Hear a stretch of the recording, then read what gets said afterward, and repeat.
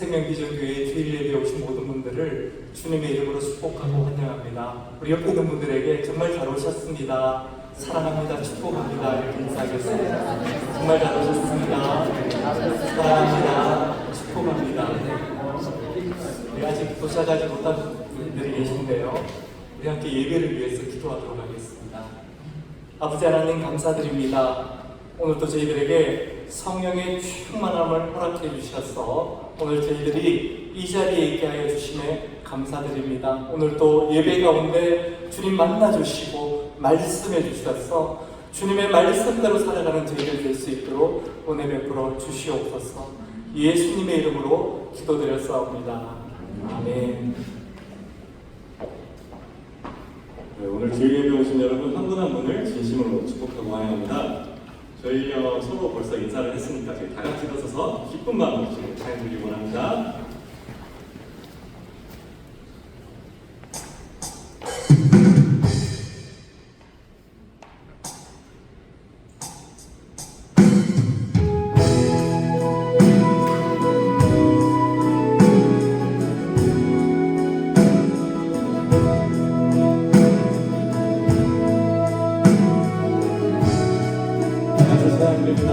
축복하는 능력으로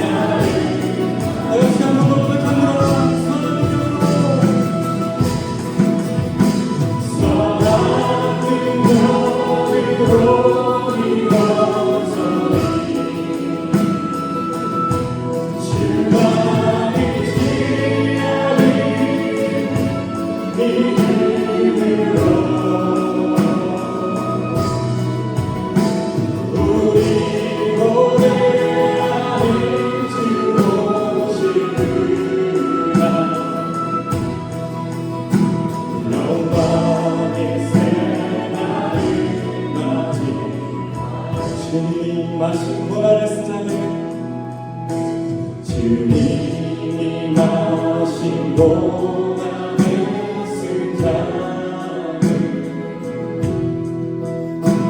우리도 감사하며 받으리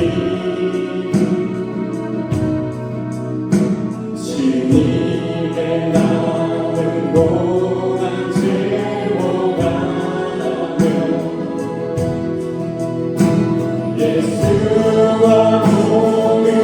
예수와 몸을 살라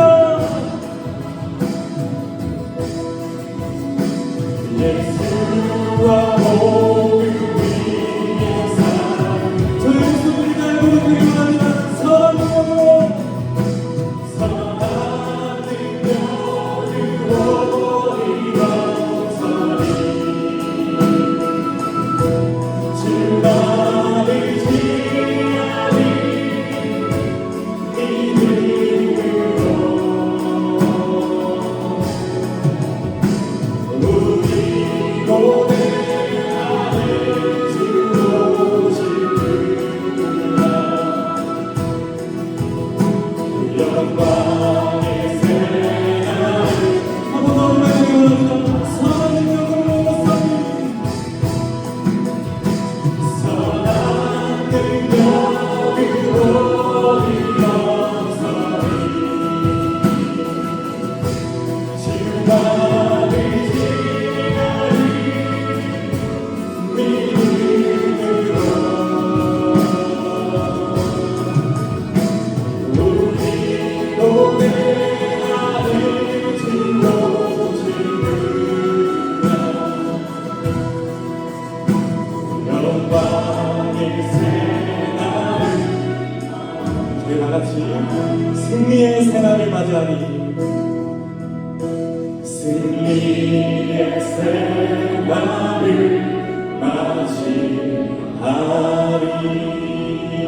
아멘 아멘 계속해서 주를 찬양합니다.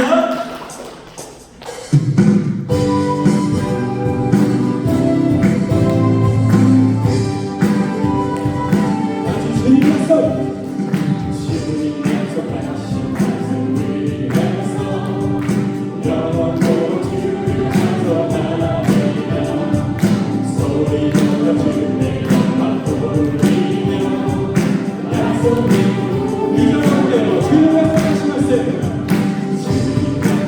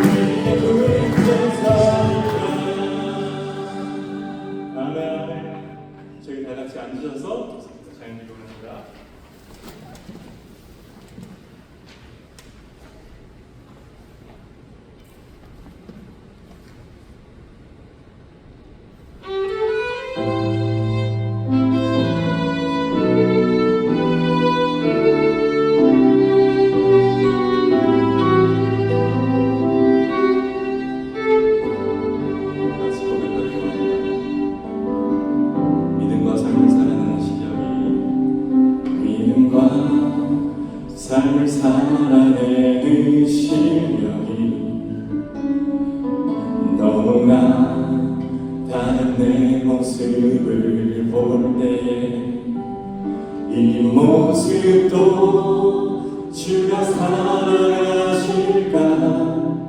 자신 없는 내 모습 그저 주님 앞에 있네. 나 같은 자도 사랑하여 주시오. 한 번도 나를 떠나지 않으셨네. 나를 떠나지 않으셨네. 아픔 속에 주를 찾게 여긴 날 꾸짖지 않으시고 내 손 잡아주시네. 오직 주님 안에 두려움 없네. 고난을 통해 나를 만드시는 믿네. 주님만이 내 모든 것 되시네. 주의 강한 손 나를 붙드시네. 오직 주님 안에 소망 있네. 내 삶을 통해 영광 받으시 주님만이 내 모든 것 되시네. 주의 선하심 나 노래하네. 같이 고백하기 원합니다. 믿음과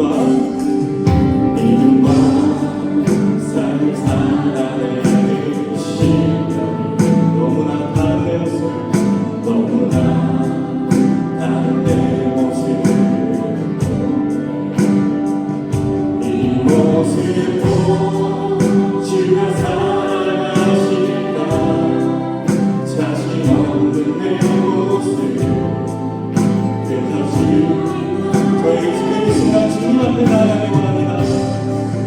나 같은 자를 사랑하여 주시고 한 번도 나를 떠나지 않으셨네. 한 번도 나를 떠나지 않으셨네. 아픔 속에 주를 찾게 여기다 꾸짖지 않으시고 내 손 잡아주시네. 오직 주님 안에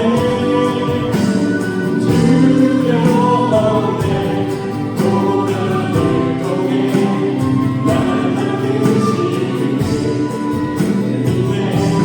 주님만이 내 모든 것 되시네. 주의 강한 손 나를 붙드시고 주님 안에 오직 주님 안에 소망 있네. 내 삶을 통해 영광 받으시니 주님만이 내 모든 것 되시네. 주의 선하심 나 주를 난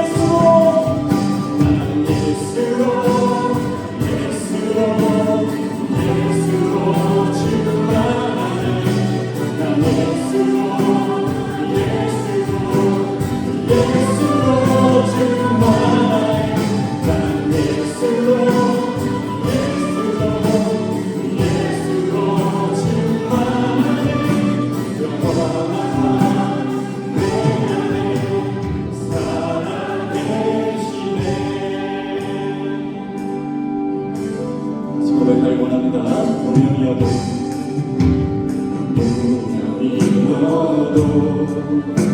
원하지 않은 것을 예수 안에 만족합니다. 하나도 부족하지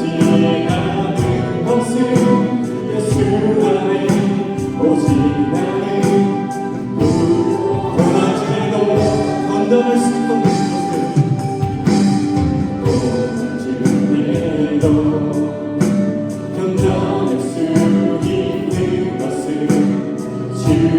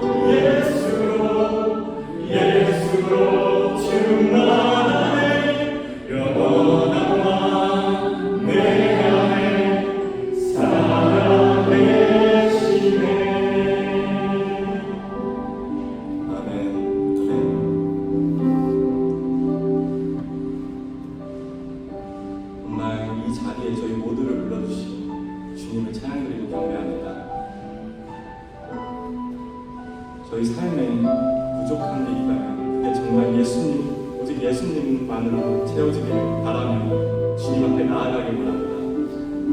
오늘 예배가 그냥 형식적인 예배가 아닌 정말 주님을 보러 온 저희가 될 수 있도록 주님, 저희의 마음이 주님을 찾도록 갈망하도록 주님을 사랑하도록 인도하여 주시옵소서. 저희 지금 잠시 이 시간 다 같이 기도하는 시간 가졌으면 좋겠습니다. 다 같이 기도하시겠습니다.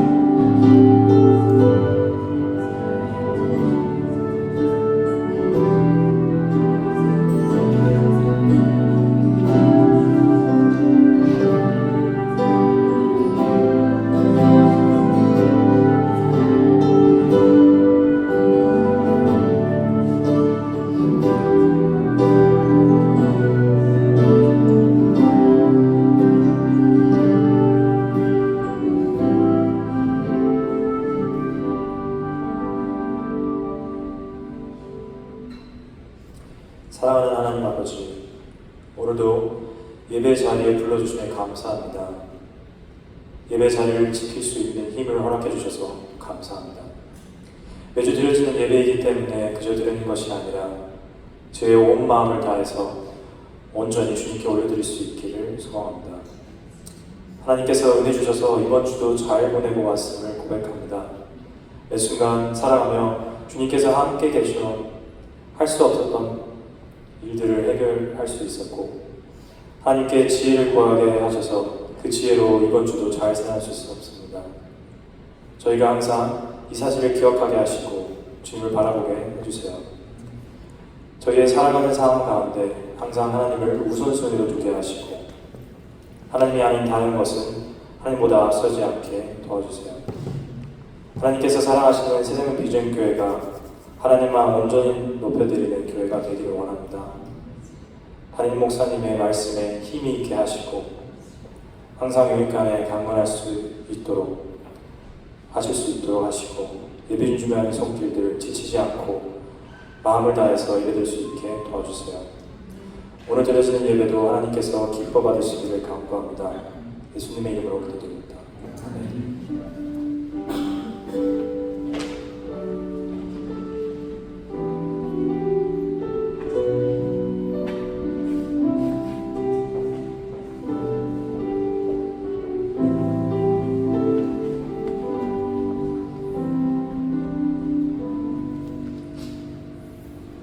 할렐루야. 오늘 예배에 오신 분들 다시 한번 주님의 이름으로 축복하고 환영합니다. 제가 우리 찬양인들의 멘트를 처음에 뺐어서 당황하게 했는데 우리 다시 한번 우리 옆에 있는 분들에게 정말 잘 오셨습니다. 사랑합니다. 축복합니다. 정말 잘 오셨습니다. 사랑합니다. 축복합니다. 오늘 우리 예배에 크리스님이 오랜만에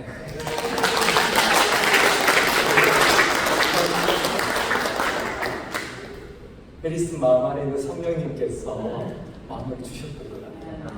아침에 와서 너무 놀랐습니다. 다시 한번 오늘 우리 영준이까지 이렇게 찬양팀 함께하니까 얼마나 감사한지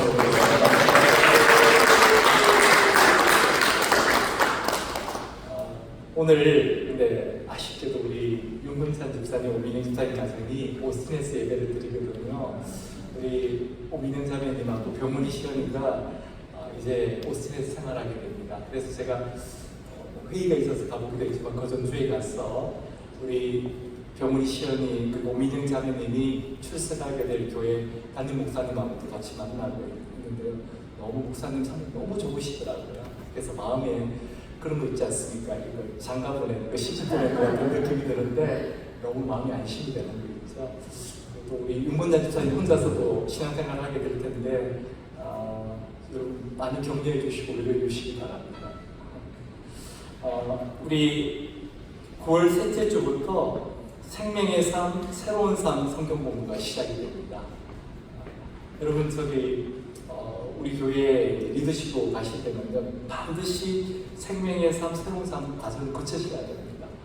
그리고 이 새로운 삶이 굉장히 기초적이긴 하지만요. 한번 그동안 배운 어떤 신앙적인 것들, 성경적인 이 지식들을 한번 정리하는 과정이기 때문에 누구나에게 필요합니다. 그래서 이번 기회에 꼭 이렇게 신청해 주시면 감사하겠습니다.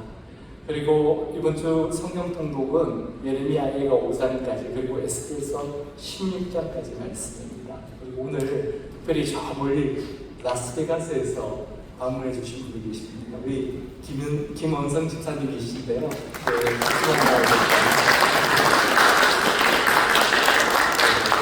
제 동기입니다. 그 스플라이저 놀라게 주려고 왔는데 모르게 오려고 했는데 주차할 곳을 못 찾아서 전화하게 돼서 제가 미리 알게 되었습니다. 우리 다 함께 일어나셔서 찬양 올려드리고 오늘 우리에게 주신 말씀 공독하도록 하겠습니다.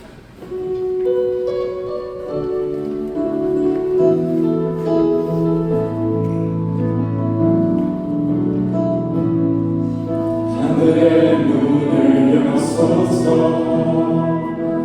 이곳을 주목하소서 주를 향한 노래가 꺼지지 않으니 하늘을 열고 오소서 이곳에 임재하소서 주님을 기다립니다. 기도의 향기가 하늘에 나르니 주를 임재하여 주소서 이곳에 오셔서 이곳에 앉으소서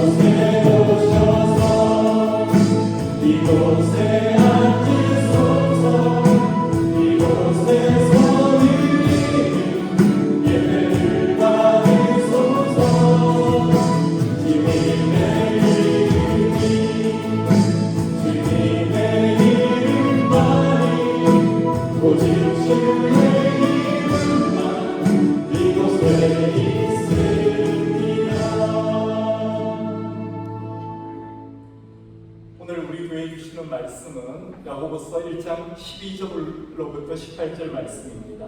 야고보서 1장 12절부터 18절 말씀입니다. 오늘은 사번역본으로 함께 읽도록 하겠습니다. 시험을 견뎌내는 사람은 복이 있습니다. 그 사람은 그의 참됨이 증되어서 생명의 면류관을 받을 것이기 때문입니다. 그것은 하나님을 사랑하는 사람들에게 약속된 것입니다. 시험을 당할 때에 아무도 내가 하나님께 시험을 당하고 있다 하고 말하지 마십시오. 하나님께서는 악에게 시험을 받지도 않으시고 또 시험하지도 않으십니다. 사람이 시험을 당하는 것은 각각 자기의 욕심에 이끌려서 게임에 빠지기 때문입니다. 욕심이 잉태하면 죄를 낳고 죄가 자라면 죽음을 낳습니다.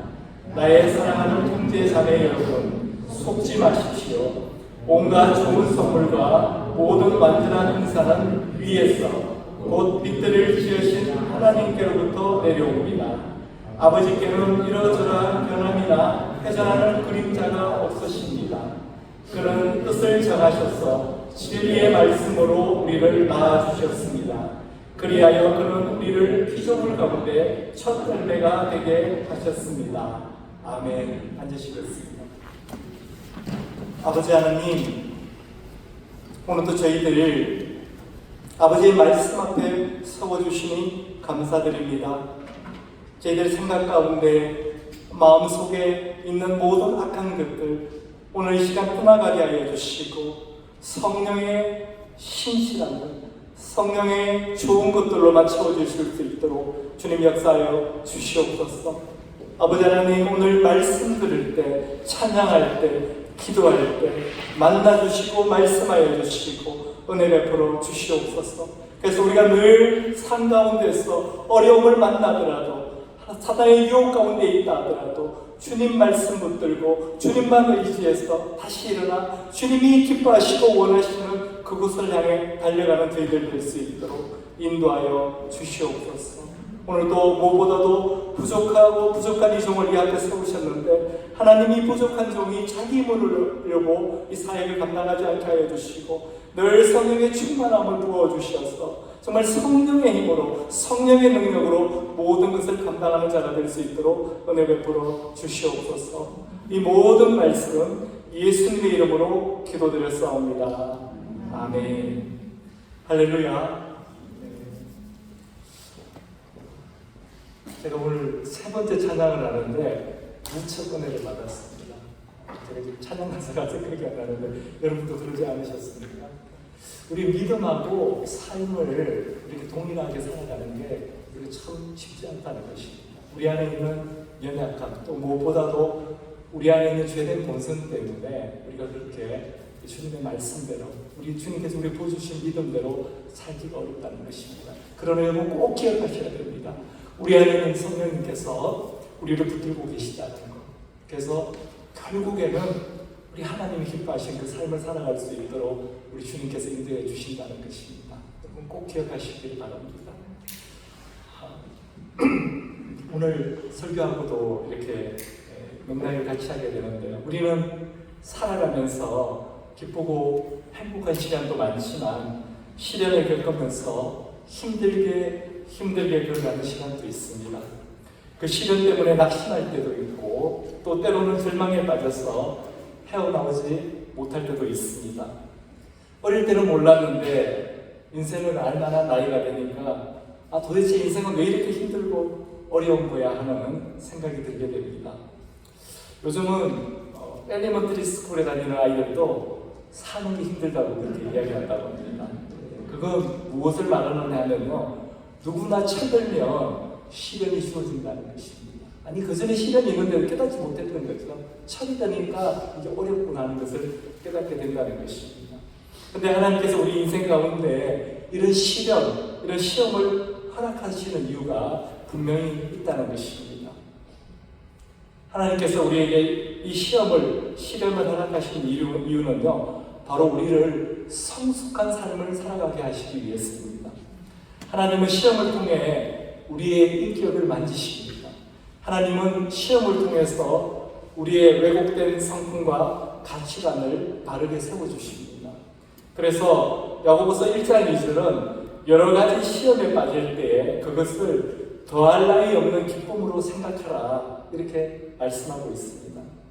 이것이 하나님께서 우리에게 시험을 허락하신 이유입니다. 우리를 성숙한 그리스도인으로 만드시는 것입니다. 그래서 이것을 3절에서는 믿음의 시련 이렇게 표현을 합니다. 우리를 성숙하게 만들어주는 시련이라는 것입니다. 근데 오늘 본문 13절을 보면 우리 13절 말씀 우리 함께 읽어보도록 하겠습니다. 시험을 당할 때에 아무도 내가 하나님께 시험을 당하고 있다 하고 말하지 마십시오. 하나님께서는 악에게 시험을 받지도 않으시고 또 시험하지도 않으십니다. 13절이 우리에게 말씀하시는 것은 누구든지 시험을 당할 때에 하나님께서 나를 시험하신다 이렇게 말해서는 안 된다는 것입니다. 근데 우리가 조금 전에 봤듯이 야고보서 1장 2절에서는 시험에 빠질 때 그냥 기쁨도 아니고요. 그것을 더할 나위 없는 기쁨으로 생각하라 이렇게 말씀을 하시는 겁니다. 13절에서는 하나님은 아무도 시험하지 않으신다고 말씀하시는데 2절에서는 더할 나위 없는 기쁨으로 생각하라. 여러분 좀 헷갈리지 않으십니까? 하나님은 시험하는 분이 아니야. 이렇게 13절은 말씀하지 않습니까? 서로 상반된 말씀입니다. 왜 그럴까요? 그것은 2절에서 말하는 시험과 13절에서 말하는 시험이 서로 다른 시험이기 때문에 그렇습니다. 2절의 시험은 믿음의 시험입니다. 13절의 시험은 유혹입니다. 템프테이션을 말하는 것입니다. 시험이라는 같은 단어를 사용하지만요, 서로 다른 시험을 이야기하고 있습니다. 그렇다면 시련은 우리에게 밖에서 우리에게 일방적으로 주어지는 것이라는 것입니다.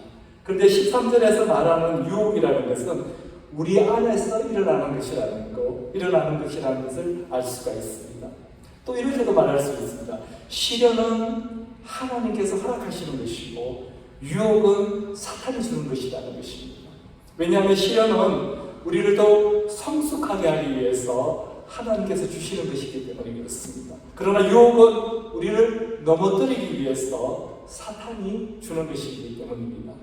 그래서 오늘 본문 12절은 이렇게 우리에게 말씀하고 있습니다. 우리 함께 읽어보도록 하겠습니다. 시험을 견디어내는 사람은 복이 있습니다. 그 사람은 그의 참됨이 입증되어서 생명의 면류관을 받을 것이기 때문입니다. 그것은 하나님을 사랑하는 사람들에게 약속된 것입니다. 그렇다면 이 12절의 시험은 두 가지 시험 중에 어떤 시험일까요? 우리 1장 2절에서 말하는 그 시험일까요? 아니면 13절에 말하는 그 시험일까요?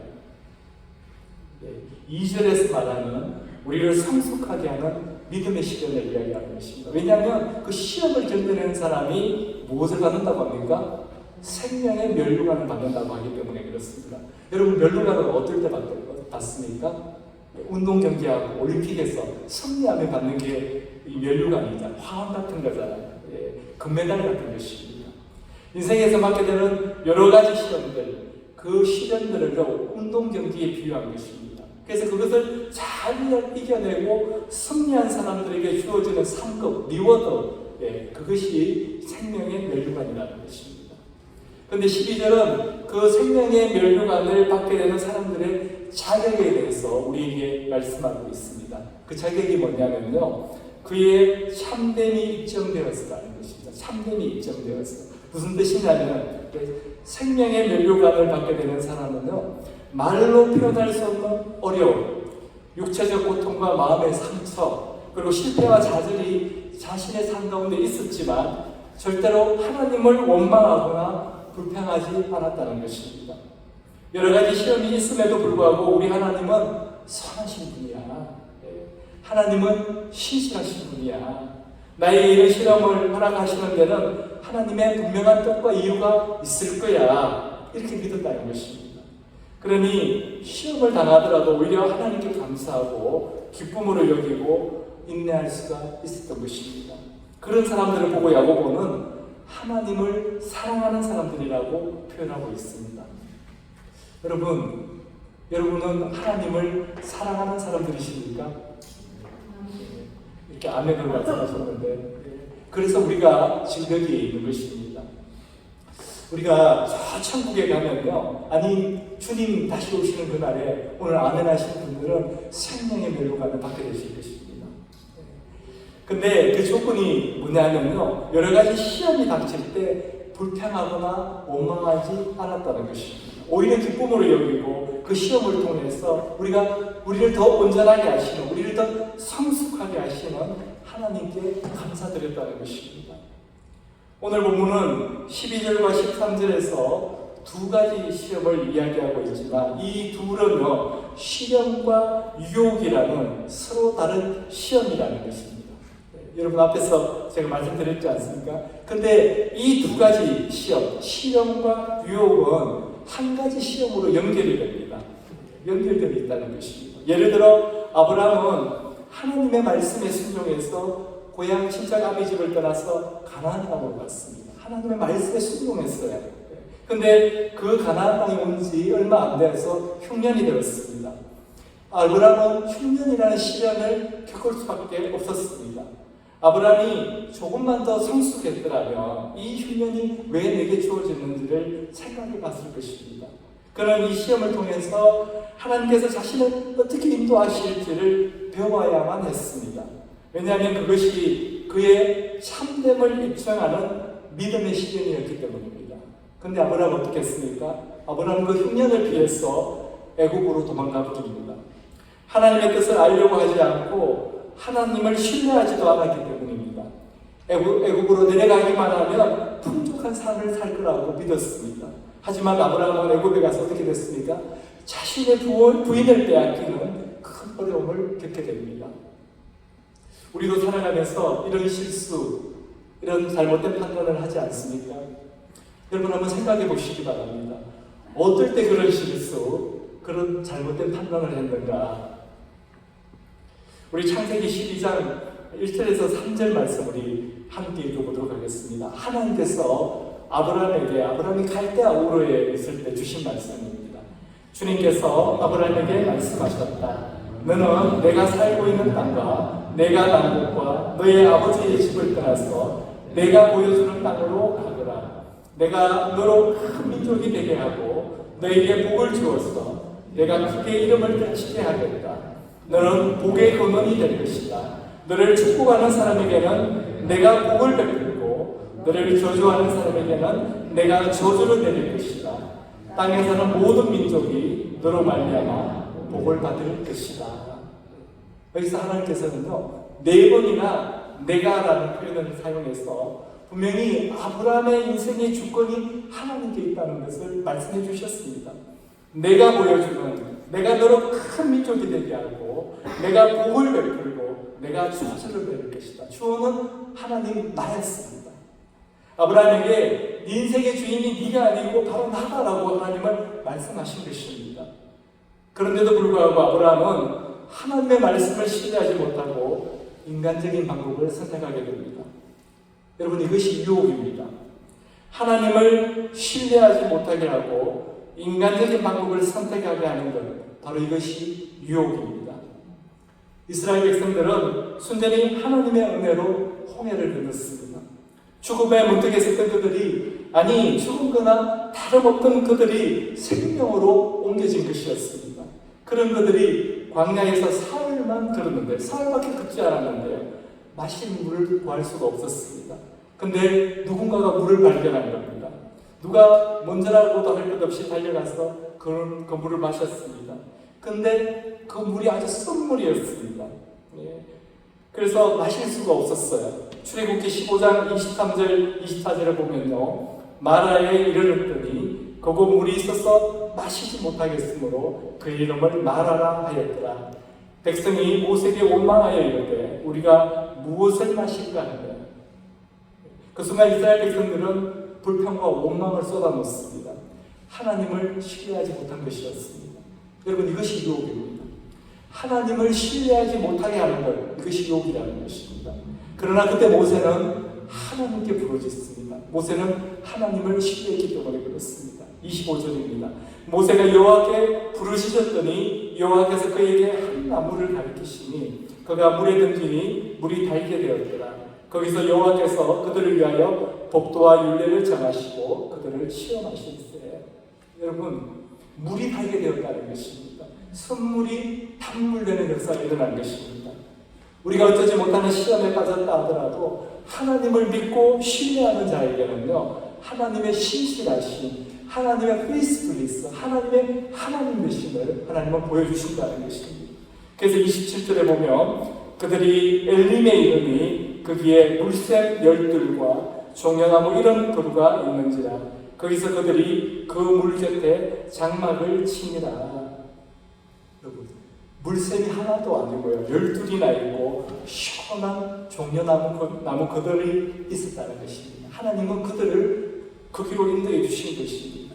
이 엘림이라는 곳이 이 마라에서 불과 2시간밖에 떨어져 있지 않다고 많은 학자들이 이야기합니다. 우리가 시험을 당하게 될 때 하나님을 신뢰하지 못하는 것, 불평하고 원망하는 것, 이것은 불신앙입니다. 그 시험의 시간이 힘든 것은 분명합니다. 그러나 이런 상황에서 필요한 것은 불평과 원망이 아니라 하나님의 도우심, 하나님의 인도하심을 구하는 것입니다. 그때 비로소 하나님은 우리에게 하나님의 신실하심을 보여주십니다. 하나님은 시험을 통해서 우리가 더 온전해지기를 바라십니다. 세상의 어떤 유혹도 이겨내는 성숙한 삶을 살기를 우리 하나님은 우리에게 바라십니다. 그런데 사탄은 이 시험을 유혹으로 바꿔놓으려고 합니다. 우리를 더 깊은 수렁으로 빠뜨리려고 합니다. 유혹은 당장은 좋은 것처럼 보이지만요, 결국 우리 인생에 손해를 끼칩니다. 끝이 좋지 않습니다. 우리에게 시험을 허락하신 하나님의 뜻은 분명합니다. 하나님은 하나님의 자녀된 우리가 세상 유혹을 이기고 성숙한 그리스도의 삶을 살아가기를 위하시기 때문에 그렇습니다. 그렇다면 우리가 사랑하면서 만나게 되는 이런 유혹을 어떻게 이겨낼 수 있는가? 오늘 주신 본문을 통해서 나눠보도록 하겠습니다. 어떻게 하면 우리가 유혹을 이기는 삶을 살 수 있는가? 그 첫 번째는 죄의 유혹에 속지 않는 것입니다. 유혹이란 나쁜 방법으로 하나님의 뜻을 거슬러서 무엇인가를 얻으려고 하는 것입니다. 얻고자 하는 것 자체, 그 욕구는 나쁜 것이 아닙니다. 그러나 그 욕구와 필요를 채우려는 방법이 나쁠 때, 정당한 것이 아닐 때 그것은 죄라는 것입니다. 여러분, 그렇지 않습니까? 학생에게 시험을 잘 보는 것은 아주 중요한 것입니다. 누구나 좋은 성적을 얻으려고 하기 때문에 그렇습니다. 그러나 좋은 성적을 얻기 위해서 치팅을 하는 것은 죄입니다. 배가 고파서 음식을 먹는 것은 당연한 것입니다. 그러나 배고프다고 해서 음식을 도둑질하는 것은 죄입니다. 그래서 우리가 당하는 시험 안에는 시련과 유혹이 동시에 존재한다는 것입니다. 우리가 성숙한 그리스도인이 되기 위해서 시련과 그것을 이겨내는 훈련을 받아야 하기 때문에 그렇습니다.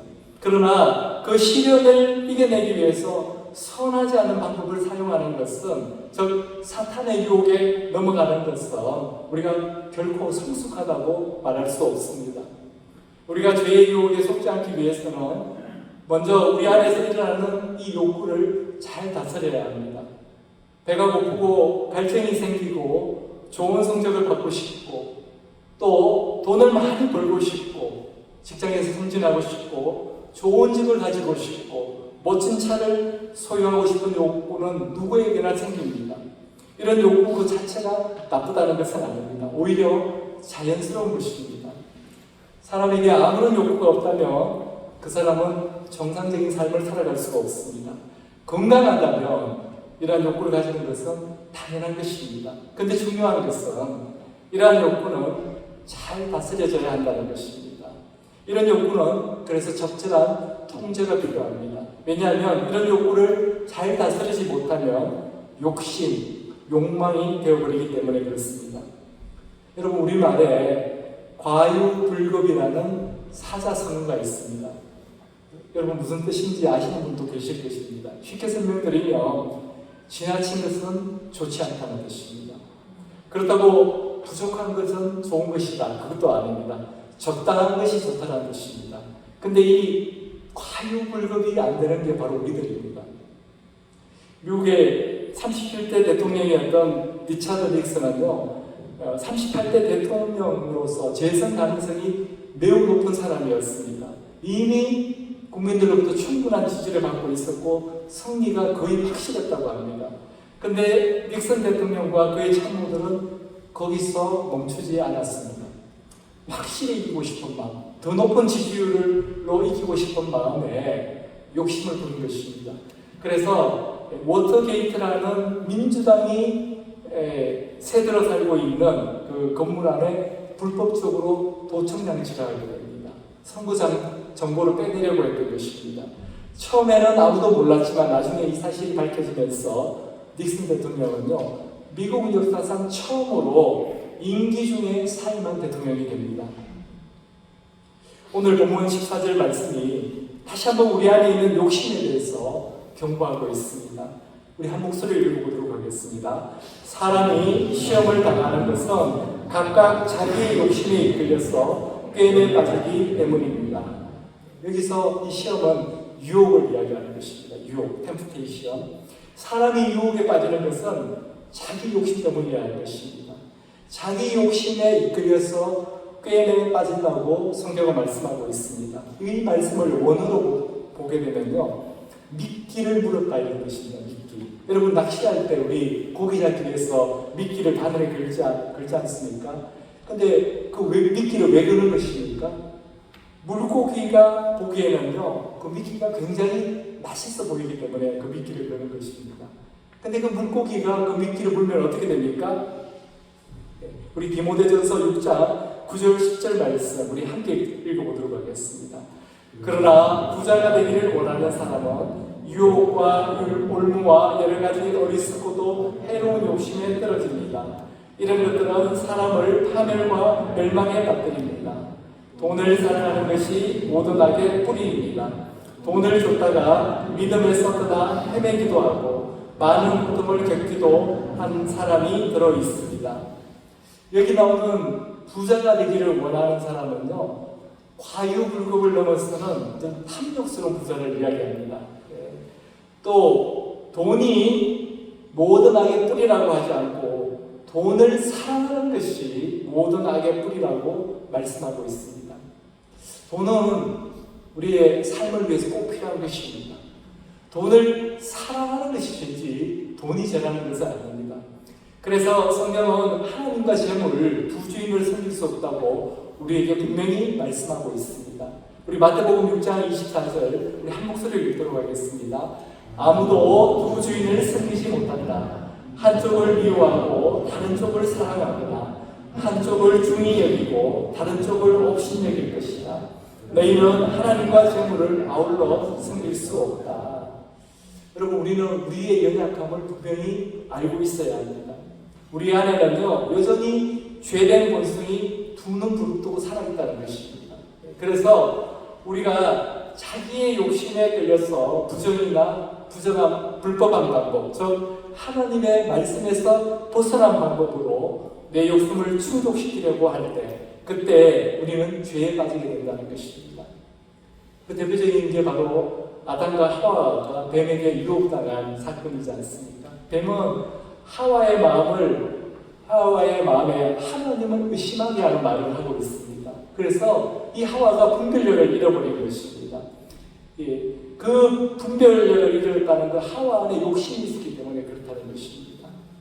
그 결과 하와가 선악과를 보았을 때 그 열매는 보암직도 하고 먹음직도 하고 또 사람을 지혜롭게 할 만큼 탐스럽기도 하게 보였다는 것입니다.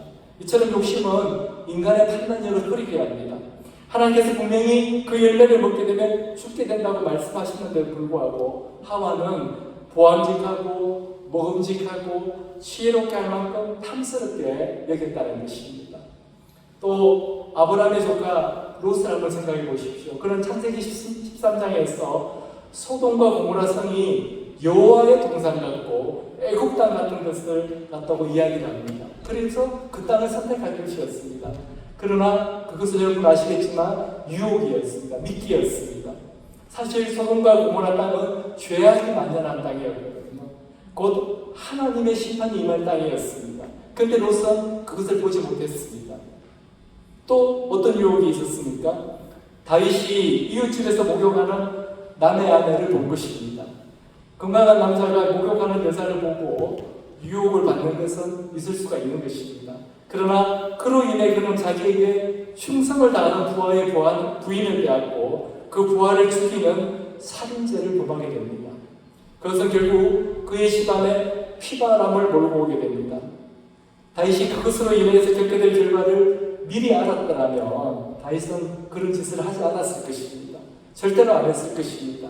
다윗이 사탄의 유혹을 받아서 판단력을 잃어버렸던 것입니다. 여러분, 이것이 유혹입니다. 우리 마음에 욕구가 생기면 그 욕구는 그 자체로 나쁜 것은 아니지만 그 욕심이, 그 욕구가 사람을 유혹해서 판단력을 잃어버리게 한다는 것입니다. 욕구가 우리 안에 있는 이 죄된 본성과 결합해서 욕심, 욕망이 되게 하기 때문에 그렇습니다.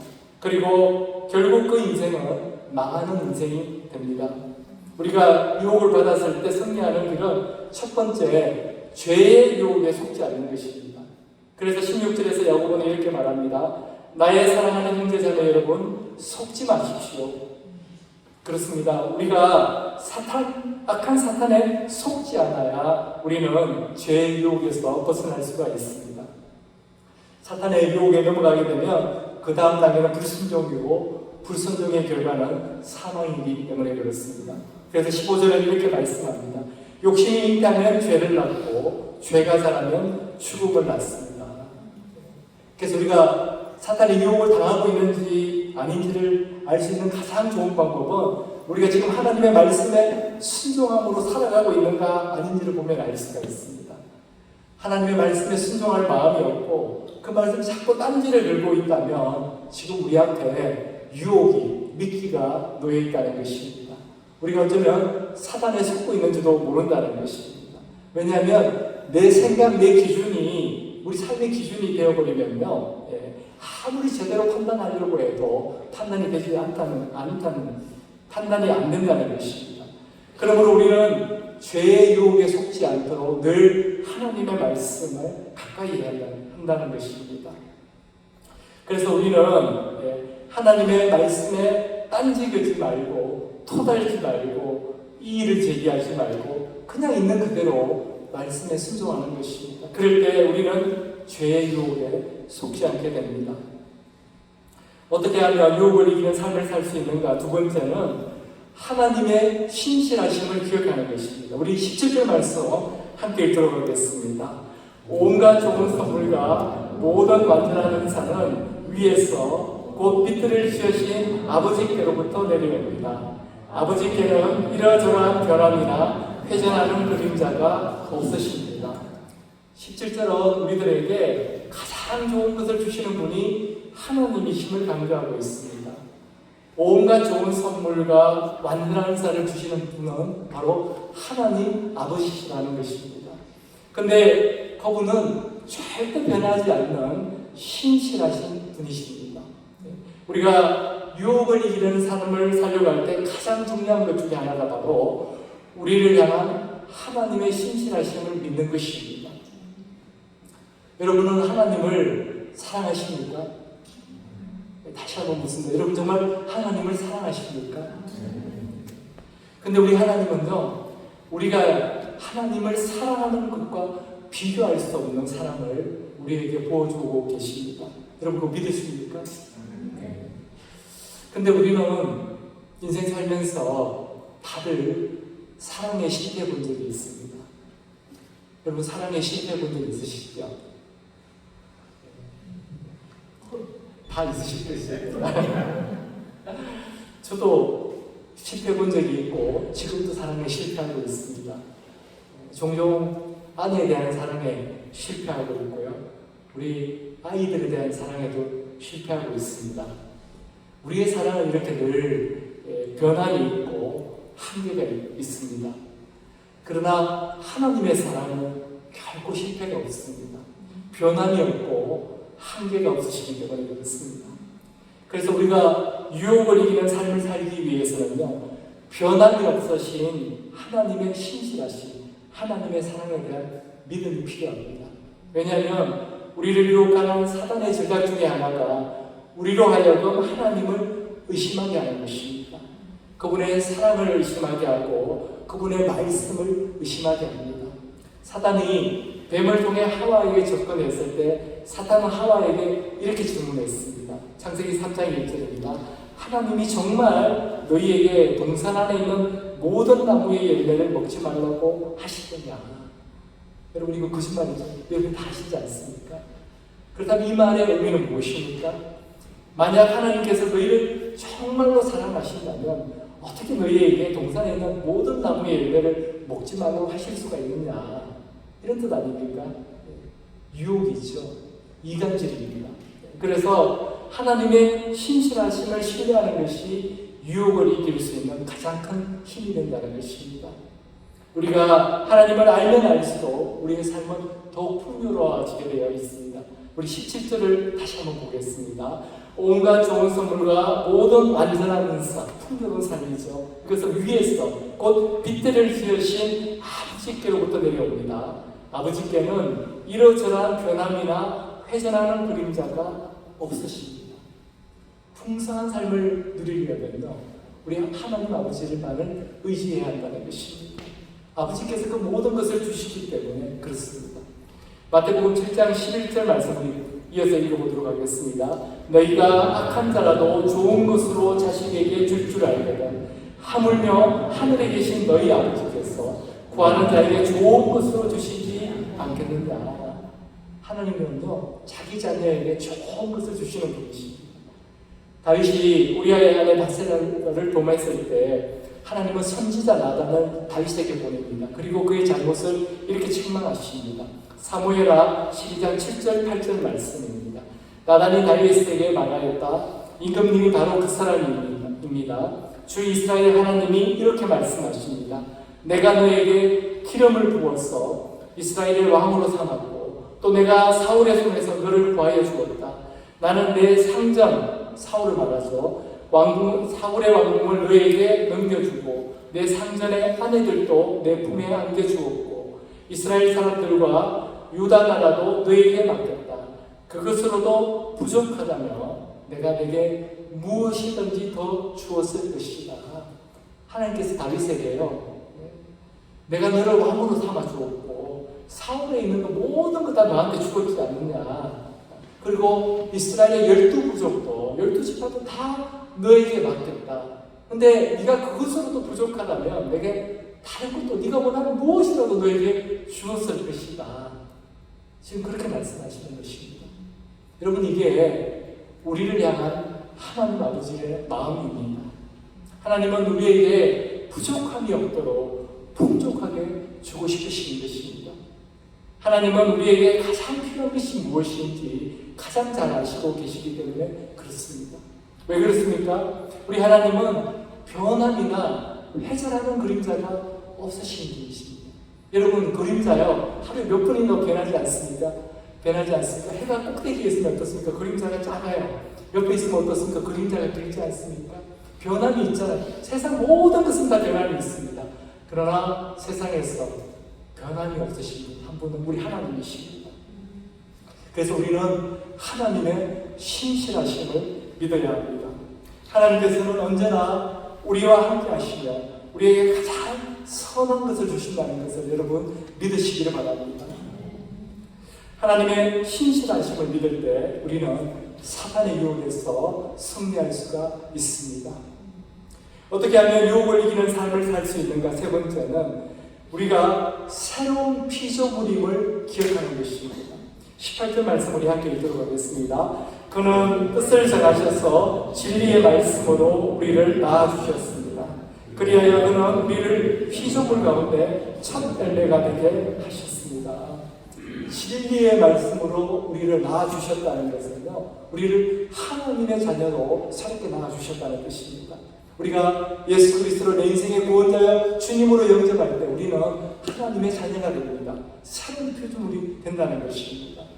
성경은 우리에게 두 가지 방법으로 새롭게 거듭날 수 있다고 말씀하고 있습니다. 하나는 성령으로 거듭나는 것입니다.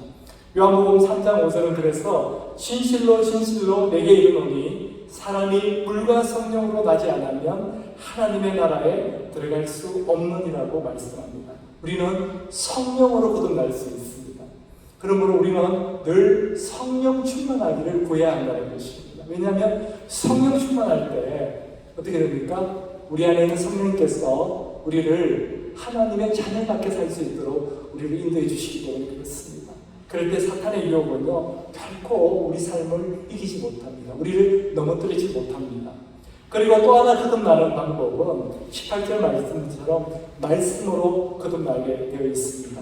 그래서 베드로전서 1장 23절에 이렇게 말씀합니다. 너희가 거듭난 것은 썩어질 씨로 된 것이 아니요 썩어질 씨, 우리 인간적인 유한한 이 생명을 말합니다. 썩어질 씨로 우리는 거듭날 수가 없다는 것입니다. 썩지 아니할 씨로 된 것이니, 썩지 않을 씨는 하나님의 말씀으로 거듭난 삶입니다. 영원한 생명을 말하죠. 썩지 아니할 씨로 된 것이니 살아있고 항상 있는 하나님의 말씀으로 되었느니라. 우리는 하나님의 말씀으로 거듭날 수 있습니다. 근데 이 하나님의 말씀은요 하나님의 말씀이기 때문에 늘 우리를 바른 길로 인도합니다. 그래서 디모데후서 3장 16절 17절은 이렇게 말씀합니다. 모든 성경은 하나님의 영감으로 된 것으로서 교훈과 책망과 바르게 함과 의로 교육하기에 유익합니다. 성경은 하나님의 사람을 유능하게 하고 그에게 온갖 선한 일을 할 수 있게 하는 것입니다. 여기에서 모든 성경은 바로 하나님의 말씀을 의미합니다. 그러므로 진리의 말씀으로 우리를 낳아주셨다는 것은요 우리 안에 늘 하나님의 말씀이 거한다는 것입니다. 그리고 그 말씀이 우리를 항상 바른 길로 인도하고 계시다는 것입니다. 사랑하는 우리 새생명 비전교회 성도 여러분, 우리는 누구나 시험과 유혹 앞에 서게 됩니다. 그러나 꼭 기억하십시오. 하나님은 결코 우리를 혼자 내버려 두지 않으십니다. 하나님은 우리에게 말씀을 주셨어요. 우리를 하여금 사탄의 속임수를 분별하게 하시고 우리로 하여금 하나님의 신실함을 붙들게 해주십니다. 그리고 우리를 새로운 피조물 하나님의 자녀답게 살 수 있도록 은혜 베풀어 주시고 인도하여 주십니다. 그래서 시험과 유혹에 넘어지는 인생이 아니라 주님과 함께 승리하는 삶을 살아가는 우리 모두가 될 수 있도록 주님께서 인도하여 주십니다. 이것을 믿고 살아가는 저와 여러분 되시기를 주님의 이름으로 축원합니다. 우리 함께 기도하겠습니다. 아버지 하나님 감사드립니다.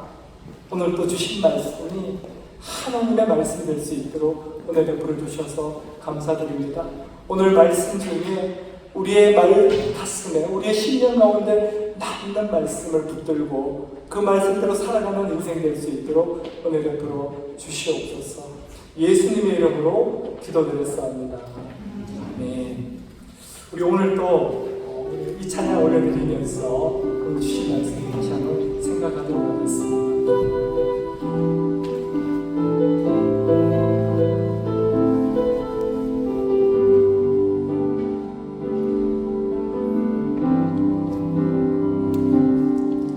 내게 허락하신 시련을 통해 나의 믿음 너무 강하게 자라나고 험한 산과 골짜기 지나는 동안 주께 더 가까이 나를 이끄시네. 내가 겪는 시련이 어렵고 힘겨워도 내 주님보다 크지 않네. 내 앞을 나아가 갈라지지 않으면 널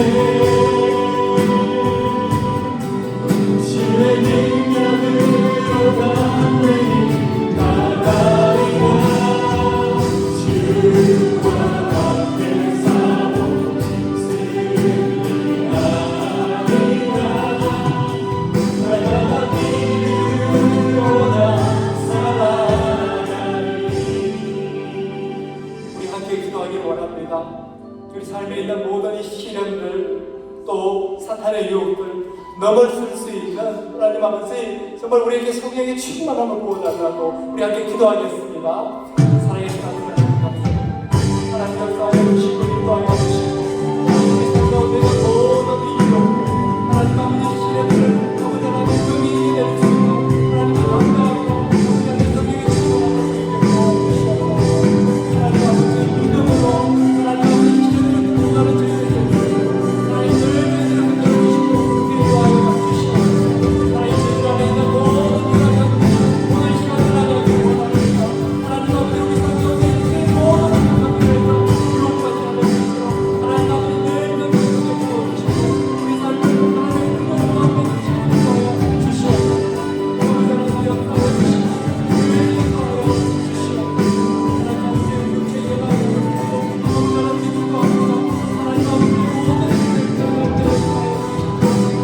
하나님 역사하여 주시고 늘 인도하여 주시옵소서. 하나님 아버지 육체의 마음으로 아버지 하나님 감사드립니다. 늘 붙들어 주시고 우리 삶 가운데 부족함이 없도록 채워주셔서 하나님 사탄의 유혹에 이끌려가는 자가 되지 않도록 하나님 그 유혹을 능히 감당하고 넘어서는 자가 될 수 있도록 오늘 베풀어 주시옵소서. 아버지 하나님 늘 성령 충만하게 하여 주시옵소서. 하나님이 원하고 기뻐하시는 그 삶대로 살아가는 믿음의 사람들, 하나님의 자녀답게 사는 사람들이 될 수 있도록 은혜 베풀어 주시옵소서. 아버지 하나님 기쁨과 자원하는 마음으로 드리는 모든 손길들을 축복하여 주시고 그 삶 가운데 그 일터 가운데 있는 모든 부족함들이 채워지는 인생과 하나님의 기업되게 하여 주시옵소서. 육체의 부족한 영향도 떠나가게 하여 주시고 온전히 치유되고 회복되는 인생 될 수 있도록 은혜 베풀어 주시옵소서. 예수님의 이름으로 기도드렸사옵니다. 아멘. 우리 함께 일어나셔서 서로에게 사랑하는 마음으로 고면해드리고 우리 배송 부르고 특도로 예배 마치도록 하겠습니다. 우리 서로에게 데살로니가전서 5장 13절에서 18절 말씀 우리 사랑하는 마음으로 고면하겠습니다. 여러분은 서로 화목하게 지내십시오. 형제자매 여러분, 여러분에게 권면합니다. 부실사하게 사는 사람을 흉내하고 마음이 약한 사람을 격려하고 힘이 없는 사람을 도와주고 모든 사람에게 오래 참으십시오. 아무도 악으로 악을 갚지 말고 도리어 스스로에게 모든 사람에게 항상 좋은 일을 하려고 애쓰십시오. 항상 기뻐하십시오. 끊임없이 기도하십시오.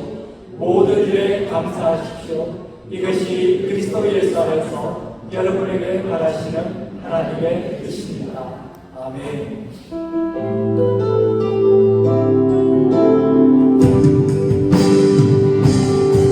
주의 이름으로